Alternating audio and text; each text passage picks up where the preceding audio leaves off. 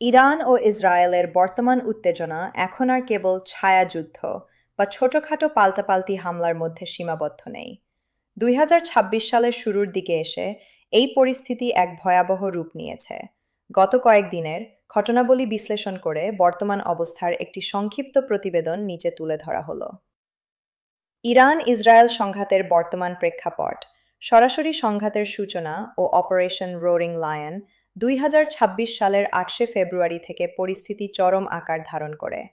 Israel এবং মার্কিন যুক্তরাষ্ট্র যৌথভাবে ইরানের ওপর একটি বিশাল সামরিক অভিযান শুরু করে, যার কোড নেম দেওয়া হয়েছে অপারেশন রোরিং লায়ন ইসরায়েলি পক্ষ এবং অপারেশন এপিক ফিউরি মার্কিন পক্ষ।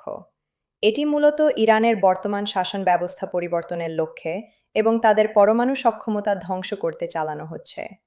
শীর্ষ নেতৃত্বের অবসান ও অস্থিরতা। সবচেয়ে চাঞ্চল্যকর খবর হলো, এই হামলার শুরুর দিকেই ইরানের সর্বোচ্চ ধর্মীয় নেতা আয়াতুল্লাহ আলী খামেনি এবং রেভলিউশনারি গার্ডের আইআরজিসি বেশ কয়েকজন শীর্ষ কমান্ডার নিহত হয়েছেন বলে আন্তর্জাতিক সংবাদ মাধ্যমগুলো যেমন দি গার্ডিয়ান, আল জাজিরা নিশ্চিত করেছে।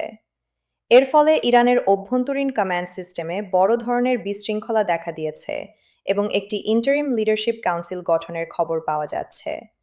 ইরানের পাল্টা আঘাত ও আঞ্চলিক অস্থিরতা। ইরান এই হামলার প্রতিবাদে ব্যাপক প্রতিশোধমূলক ব্যবস্থা গ্রহণ করেছে।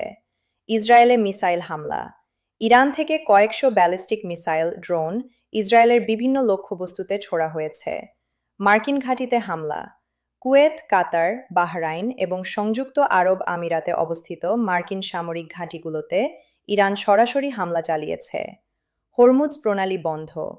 ইরান আনুষ্ঠানিকভাবে হরমুজ প্রণালী বন্ধ করে দিয়েছে, যা বিশ্ববাজারে তেলের সরবরাহকে মারাত্মকভাবে বাধাগ্রস্ত করছে।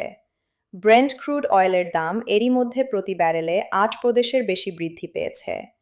প্রক্সি যুদ্ধ ও লেবানন ফ্রন্ট। ইরানের হিজবুল্লাহ বাহিনী লেবানন থেকে উত্তর ইসরায়েলে হাজার হাজার রকেট ও ড্রোন হামলা চালাচ্ছে। ইসরায়েলও এর জবাবে বৈরুতের দক্ষিণাঞ্চলে ভয়াবহ বিমান হামলা চালাচ্ছে। পুরো মধ্যপ্রাচ্য এখন একটি সর্বাত্মক যুদ্ধের কিনারে দাঁড়িয়ে আছে। আন্তর্জাতিক প্রতিক্রিয়া। জাতিসংঘ মহাসচিব আন্তোনিও গুতেরেস অবিলম্বে যুদ্ধবিরতির আহ্বান জানিয়েছেন এবং কূটনীতির পথ বন্ধ হয়ে যাওয়ায় গভীর উদ্বেগ প্রকাশ করেছেন।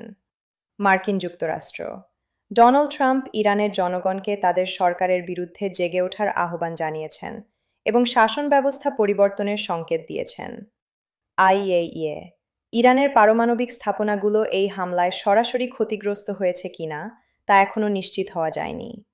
২০২৬ সালের এই মার্চ মাস মধ্যপ্রাচ্যের ইতিহাসের জন্য একটি টার্নিং পয়েন্ট।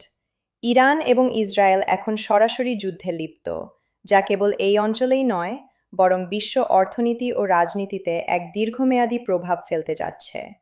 ভিডিওটি ভালো লাগলে লাইক, শেয়ার, কমেন্ট এবং সাবস্ক্রাইব করে পাশে থাকুন। আল্লাহ হাফেজ।